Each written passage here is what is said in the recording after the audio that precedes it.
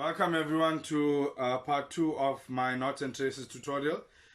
In this part, the second part, I will cover what I use for artificial lure angling. So guys, I will be covering the following traces and knots: FG knot, double uni knot, inch knot that you use obviously to attach clips for your lures, Rapala knot that's a direct connection to your lure, San Diego jam knot, which is also known as a geek knot. Also the snell knot for flipping, pitching and punching. That's for your jigs, of course. I also talk about sizes of clips and so on and so forth. So guys, without further ado, let's get into it. Okay, so guys, the first knot we're going to cover is the FG knot. Very important knot for me. I use this on all my spinning setups, majority of my spinning setups. I even use it on like my bait casting setups when I'm using braid. So this is basically a knot you use from braid to mono fluorocarbon. Very simple. It's called FG knot. There's two parts to it. Your main line will be your braid. You're using monofilament or fluorocarbon as a leader. So very simple, guys. This is a knot that you create upon itself. The lengthy knot. Simply you take your braid, you hold it in one hand, use your index finger and thumb as a focus point, right? You then use your fluorocarbon or your mono to wrap around the braid. So you go over and under, over and under. So that's the F, over and under, over and under. So it creates like a cursive F. That's called the FG knot. So let me try it like this, guys. It's a bit difficult if you're not using a rod tip or if the braid is not secured tightly to something, right? But let's see for tutorial purposes if I can do it on a tabletop, right? So very simple, guys. Over and under, over and under. Here we go. Over, under your braid, pull that taut. So when you do that, it's over and under like so, over and under from the bottom. So over and under from the top, over and under from the bottom. So let's do it again. I do it about 12 times just to make sure I have enough length to work with, because this is a lengthy knot. Over and under, bring that tight, over and under.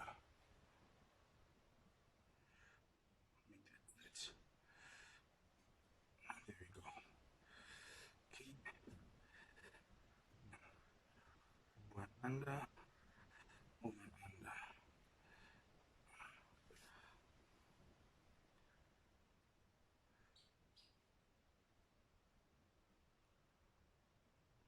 There we go.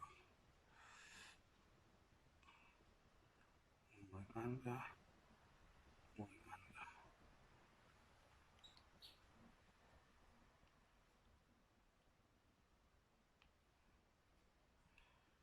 Over and under, over and under.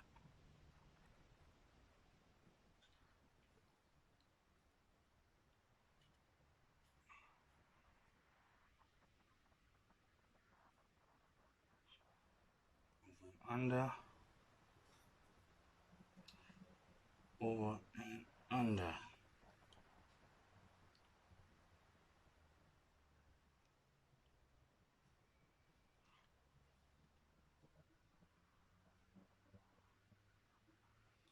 Over and under, over and under. Awesome. So guys, as you can see, we have some length here. I'm just going to keep it at that length for now. Right? Always make sure your line is taut. I'm going to wet this line now. Okay, awesome. Here we go. So then what I like to do is pull the tag in of the mono or the fluoro towards the main line and the braid as well. Tag in of the braid to the main line of the braid. When you do that, you're creating a very tight knot. Okay, awesome. Here we go. So that's the F part of the knot. Now the G is very simple. So remember, over and under was the F. The G now is you're going to do basically a semi pitch knot. So it's over and through. So that's your G, over and through. Cursive G, over and through. So here we go. So you're going to take your braid, and this goes over your main fluorocarbon and your main braid line. So you take your tagging of your braid line, and now you're going to go over the top, right? So you go over and through. That's one time. and you put it at the top of the knot, as you can see. When you do that, it holds the knot in place secure. So make sure it's on the top. Right? Oops, mine went to the bottom. Happens sometimes, especially when it's windy and you're not doing this on the tabletop. So all I do is I open that knot a bit and I move it to the top. I need to move it to the top. Guys, this is a very important step. If this is not done correctly, your knot will collapse on itself. So I had to open up that half hitch because it was not done correctly. Yeah? Happens, guys. Right? Okay, awesome. So one more time, let's try it again. From the top, the G, right? And now you're going to hold it at the top of this knot, not at the bottom. It must go on the top. The first time it went through on the bottom, which we do not want. So there we go, on the top. Awesome. There we go. It's holding all the line in place. Awesome. Then you can tighten it on itself, and you do another half hitch from the top again. Half hitch again from the top.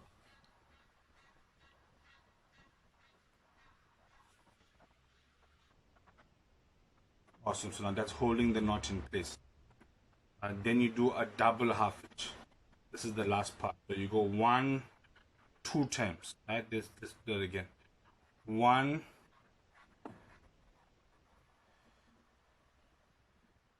2. 2 times over the main braid and the main fluorocarbon, and you keep that half hitch on the top of the knot. Remember, the only thing you want at the bottom is the tag end of the monofilament or the braid that you're going to cut off. Then moisten the knot,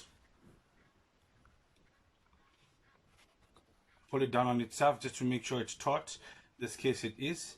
And then cut off my tag end of my braid and my fluorocarbon. Remember, there are different points, so your braid will be on the top, your fluorocarbon or your mono will be at the bottom. Cut off that tag end because I don't need that. I then cut off the tag end of my braid. Be very careful not to cut the knot itself. So let's do this very carefully. You can leave a bit of a tag in with the braid because the braid is very light. It's not going to affect the movement. There we go. There's my knot. So guys, there's my FG knot. It's a very short one for now. And all you do is you then cut how much line you need for your leader. So here's my fluoro carbon coming off the line. There's my leader. Okay, and then you can add your lure to it. But that's the one very important knot that I use, guys. That is the FG knot. So guys, the next knot we're going to do is a double uni knot.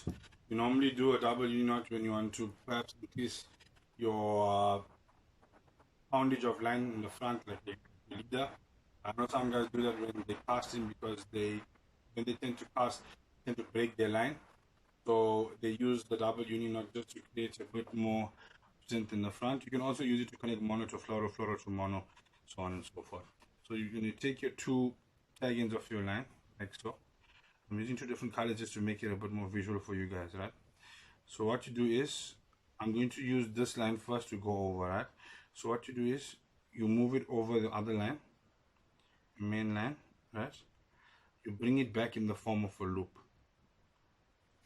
I don't know if you guys can see that. You bring it back in the form of a loop, right?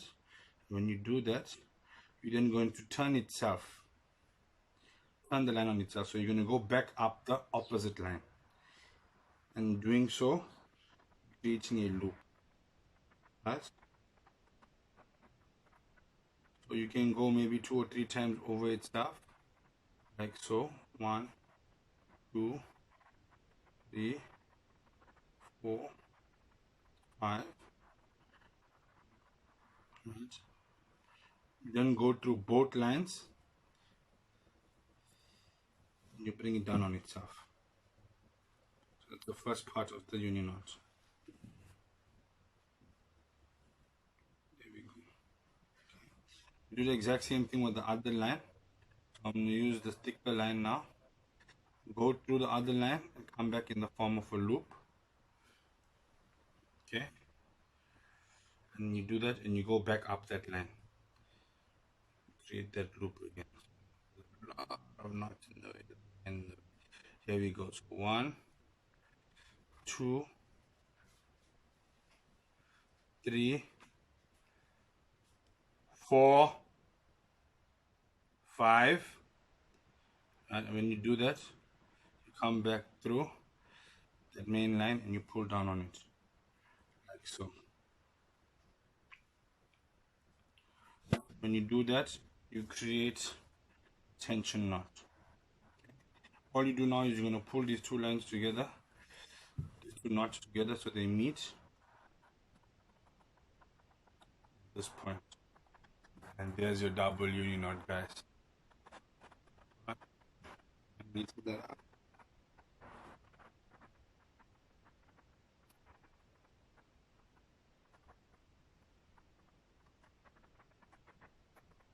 There we go. Double uni knot.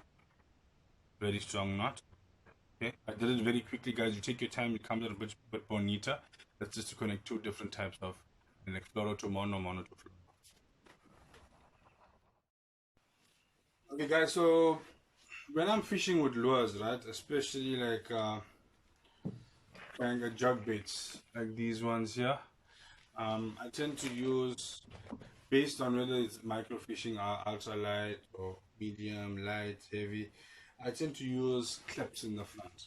So I might use a FG knot with a fluorocarbon leader or mono leader, and then I'll use like the Master fast touch clips, or I'll use Berkeley, the crosslock snap swivels, you know.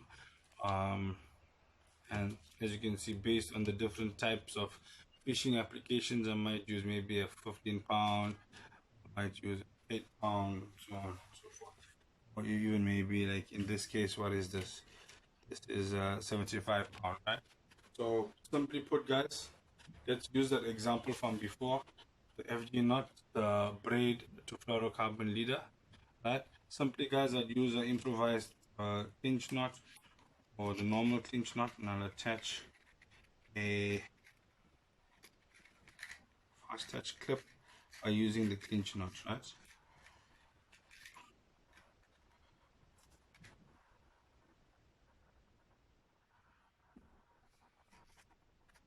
Here we go.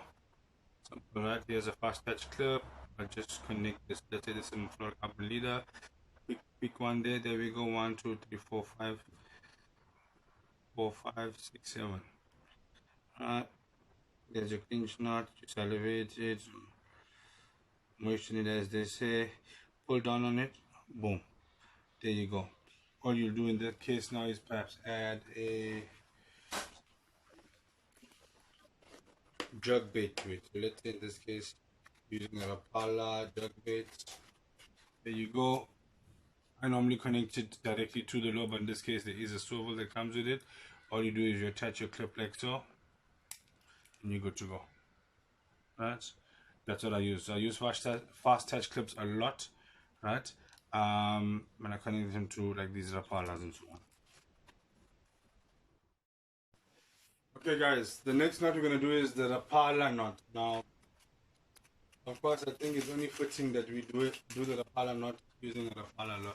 I'm using the Skitter V to do this knot. That's very simple, guys. How you create this knot is as follows, right? This is your line coming off your rod tip. So what you do is you create a loop knot like so. Okay, there we go. All you do is you're going to put this line through the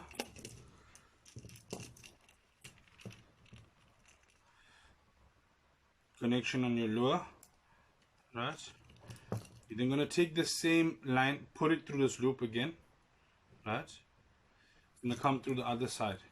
You're then going to do about 6 or 7 loops depending on your preference. 1, 2, 3, 4, 5, 6, 7. And then take the tag and put it through that loop again, right? That overhead loop, and you pull it away from the lure. You do that, and then you pull your main line as well together tight. And guys, you're going to leave a space. So you need to leave a space in the front of that knot, like so. There we go. That is your collar knot. As you can see, the advantage of this knot is as follows. Let me just tighten this a little bit. It gives the lure some play. Can you see that? It gives the lure some play. So if you're jerking or you're pulling this, it's not going to drag the lure, it's going to give it some play. And that pause with this extra space or room that does not give the lure, normally allows you to get that bite, reaction bite. So that's the Rapala knot, guys. Advantages, gives you a different cadence, gives you a different retrieve on the lure. Very awesome. Very simple knot. You beat in about 5 seconds. You guys, the next knot, one of my favorite knots. I use this when I'm bass angling. I use this for worms and I use it for jug baits and so on. Soft plastics, of course. So there's two types of hooks that I use for the setup. It either be a round bend or, as they call it, a worm hook, like so.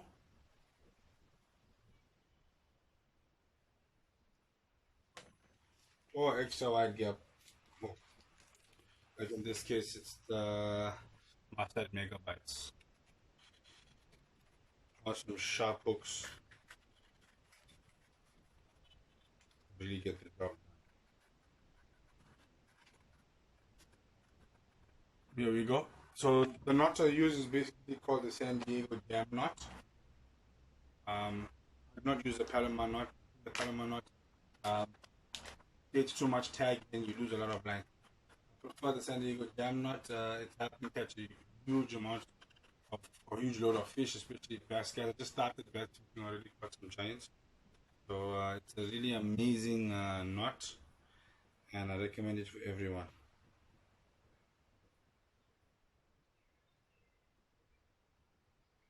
Normally what I do, guys, is I normally put a weight. Normally attach a bobber stop to the top and attach a weight. San Diego jam knot is a very simple knot. But just clear this end of this line here. Okay, awesome. So how I do it, guys, is basically let me use the worm hook or the round bend hook for now. So you put it through the eye of the hook, right? Creates a loop, right, like so. You're then going to create twists on that. So all you do is you take the tag in and you come down towards that loop you created, come down on that loop and you go around that loop about 4 or 5 times. 1, 2, 3. In this case, let's just use 4 times. And when you do that, guys, at the bottom of that loop, right, you'll see there is that small loop left around those turns. You put the line through that bottom loop, okay, like so, and you bring it to the top where you created those turns. There's another loop on the top there. There's that loop, and you bring it through that loop as well. And then obviously you can wet your line. Wow, these hooks are sharp. Okay, you bring it down on itself.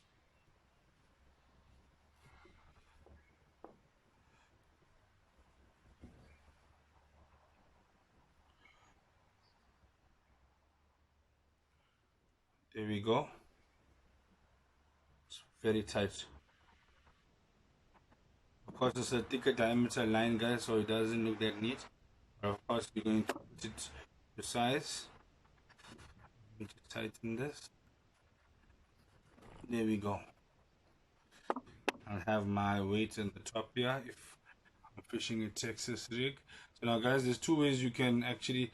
So this is basically the hook I use for my worms. You can use it for jug baits, but it's designed for worms. So I'm going to show you the 2 ways that I actually rig my worms.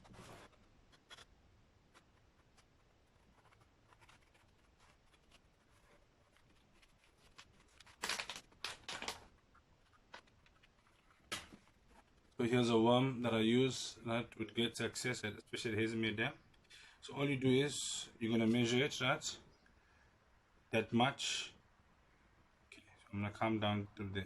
Some people like to do the right way, so I do this here. Right? There we go. Come out the bottom there.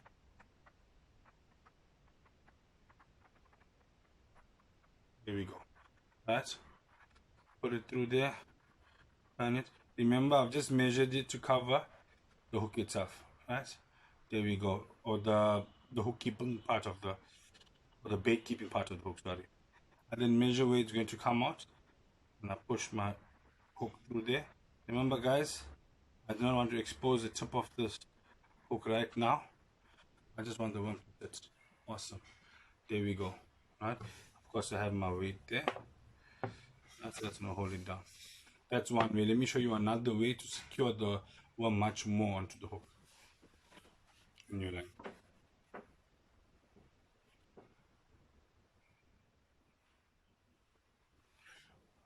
With this approach, guys, you don't really need to measure that much. You're just going to push as much of the hook as possible through the middle. Come out the bottom like so. Start that again, sorry. Push as much as the hook as possible through the meat of the lure. Right, come out the middle. Make sure it's always straight and flush. Okay, there we go.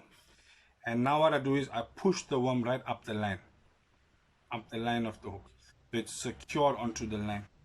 If I have a big bass on and they bite, chances are they're not going to split the hook or the worm. There we go. So as you can see in this instance, the worm is secured up the hook, actually secured to the line. That's two ways I like to rig my worms.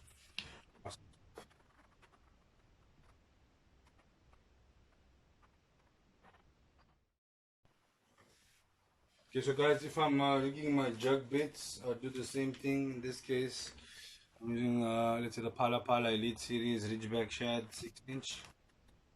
The same thing. So guys, basically, the round bend, I use an extra wide gap.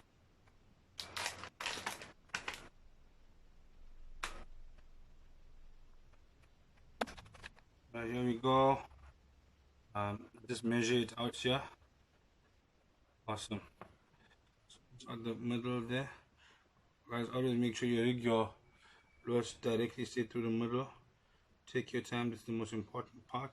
You don't want your lure to be swimming funny, your bait to swim funny. That's look as natural as possible. I'm gonna put this through there. I measured it. Awesome. Back to the middle. Boom. The ridgeback shad, it has these grooves on the top, so it is exposed. But yeah, and then I have my weights.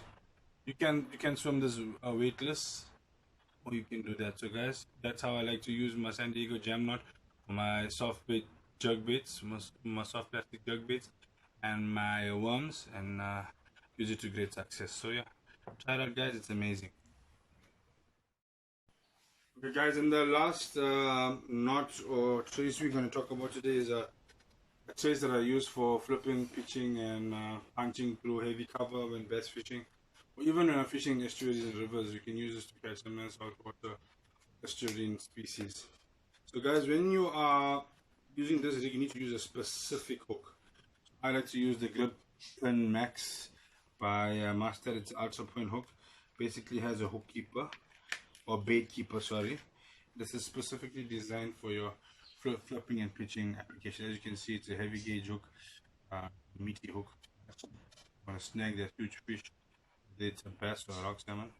Fortunately, guys, I don't have specific punch weight or flipping and pitching weight tungsten right now, so I'm just going to use this worm weight. This is an example of how you do it, right? So obviously, guys, you're going to put your punch weight or your flipping and pitching weight through the line. This is how you do it, guys. This is the best way to do it, right? You're going to put your line through the top of your eye, not to the bottom, from the top, right? You're going to bring it down here, like so, down the shank of your hook, like in the previous tutorial, and you're going to bring it back on itself and create a couple of loops, right? 1, 2, 3, 4. Let's say 4. But guys, what you do with these loops is you're going to move these loops to the top above the bait keeper. That's the only difference, right? Flipping and pitching. That's my technique. So let me do that very quickly.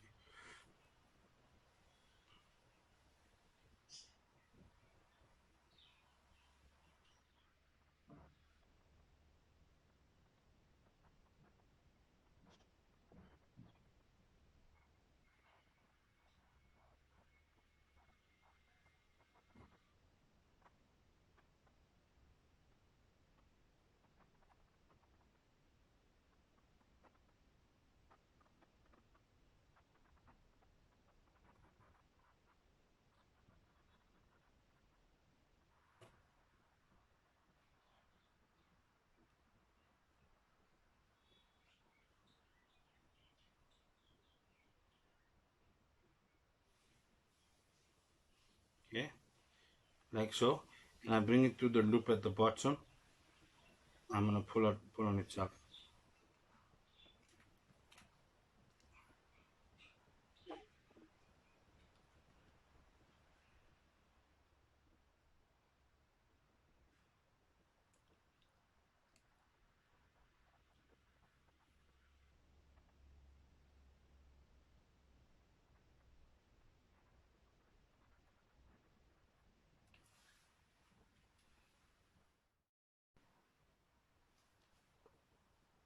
Awesome. So here we go, guys. There's it there. So I've created the snail hook. I've cut out the tag in. It's just below the eye of the hook and the bait keeper, right? So what you're going to use for this application, what type of lure? We tend to use a crawfish or a crawdad, like the pala boxes, yeah? Amazing baits. You can even use them on rocky bottoms, guys. So just in front of the grasslands or the weedlands. Actually use them in there. Awesome. So a lot of guys tend to cut their lures and stuff like that. For this instance, guys, I'm not going to do that, right? Very simple. All you're going to use this the exact same way as the worm hook. So you're just going to measure where the bait keeper is, right? It's not too far in, right? Remember, always keep it straight to the middle.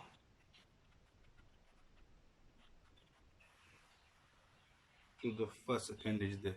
Not appendage, but the first piece of the carapace, as we say on the crab. Put it through the bait keeper, push it through.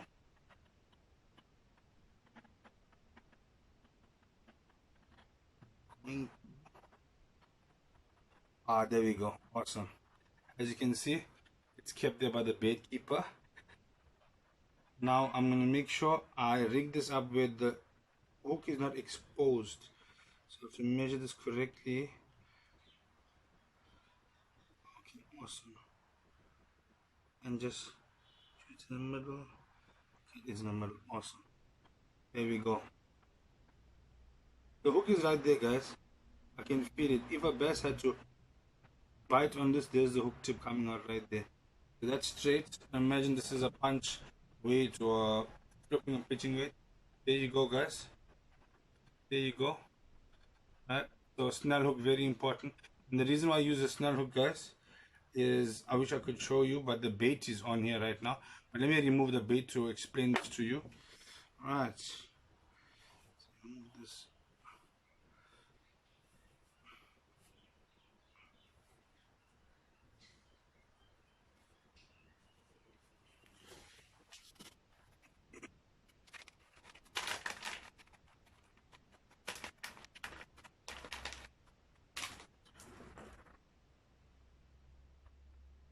Now, the reason why I use a snail hook when you're flipping, pitching, and using punching rigs is very simple. It's going to increase your hookup ratio. So let me show you what happens, right, when you pull on the line. So imagine there's a bait here and the fish bites on. The advantage of the snail hook is, there's it here. I hope I don't get hit. Hooked. When you pull on the line, can you see what it does? Can you see what it does? Oops. I'm going to get hooked. So what it does is, let me show you like this, guys. Can you see what happens to the hook? It pulls it up at an angle. At an angle. So when the fish bites, it doesn't just pull it that way. It pulls it back at an angle. As you can see here, at an angle. It doesn't pull it straight like that. It pulls it at an angle. And that increases your hookup ratio. So instead of pulling it straight back, the snail hook allows you to pull it back at an angle, irrespective of how the fish bites. And that obviously is going to get stuck into the cheekbone or the jaw of the fish. This is your hookup ratio. So guys, snail hook is amazing when you're flipping, pitching, and punching through, obviously, cover, through grasslands, even brush, even on rock edges, lay down. Very amazing technique to use the snail hook. It'll obviously increase your hookup ratio. Guys, that's what I use when I fish. Just a tip, guys. I like to give you guys tips.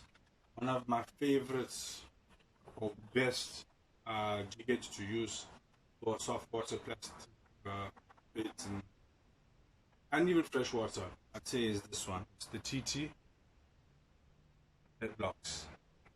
TT headlocks. This is a half ounce. I also use it in the 3/8 ounce. It has a bait keeper there. It's an amazing hook, a master hook. And guys, I've caught so many people.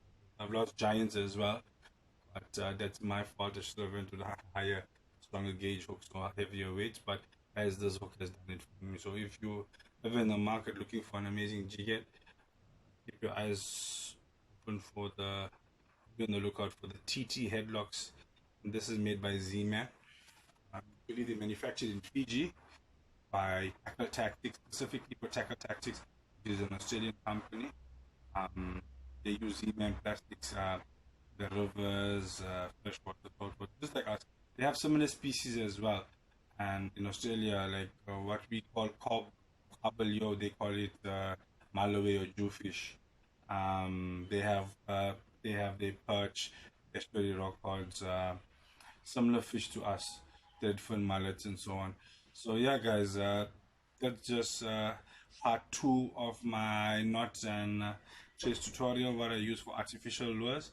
And guys, I hope it really helps you. The reason I'm doing this is, guys, I've had success on this, and I love the sport. I have a passion for the sport. But guys, always remember, the best way to fish is catch and release.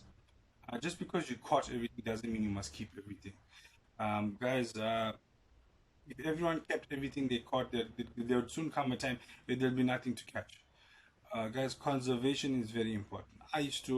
Guys, I won't lie, I'm not just preaching here. I was the type of person, I'd keep everything I'd catch. And came to a point where I realized, you know what, it's not benefiting anyone. If that fish is too small, don't wait for the end of the day or end of your session to throw it back when it's dead. Use common sense. Be intelligent. You are intelligent. Use your intellect. That fish is not going to benefit you. There's more fish or meat on a fish finger. Or go to a restaurant and buy fish. The fish is too small. Put it back to breed. Let it live. One day you'll catch it when it's larger. Give you a better fight. So guys, as much as all these traces and these rigs are going to help you catch fish, it's not about killing our fish species and population. We want fishing to be here for a long time. Guys, we are blessed with a wonderful coastline and rivers and, inland bodies of water, but we need to take care of them. Not just that, guys. Like pollution. Sometimes you go to a fishing spot and you're embarrassed to be called a fisherman. Guys, pick up after yourselves. Pick up your line, pick up those spear hooks, pick up those lures that are broken or torn, and keep them with you. You brought them, take them home with you, throw them, dispose of them. It's the right thing to do. So guys, thank you so much for obviously being a part of this journey with me. Guys, in regards to my Instagram or my other social media profiles, I do have a Twitter and Instagram I'd say pages up. So what I'm going to do is I'm going to leave some links at the bottom in the description below, and you can go through that. Guys, I fish a lot. I don't always carry my camera with me for multiple reasons. So sometimes I do carry the camera with me, and I have like about 4 batteries to film like 12 hours of footage, and I won't have a bite. Or for whatever reason, there'll be a malfunction. Also, guys, sometimes, unfortunately, I can't carry my camera with me all the time because I live in a high crime area, and my part of the world, you could lose your life for a bit of technology. So guys, I do sometimes take photos, or maybe my friends or people around me take photos, and then they send those photos to me, and I upload them. I might not upload them on this channel, but you can obviously see some of the fish I've caught, like pick handle pike, some of the nice kingfish I've caught on lure. All that will be on my Instagram page. I'm gonna leave a link to those social media platforms below. Thank you so much once again, guys. Thank you for sharing. Thank you for liking. Thank you for subscribing. Guys, I help the channel grow. Share this video with people who you think could benefit from these tutorials or these videos, or anyone who's bored and just needs something to get their mind, get something on their mind. Yeah, guys, I'm looking forward to making more videos for you. I have some good ideas in the pipeline, and stay tuned for more amazing action. Thank you for watching.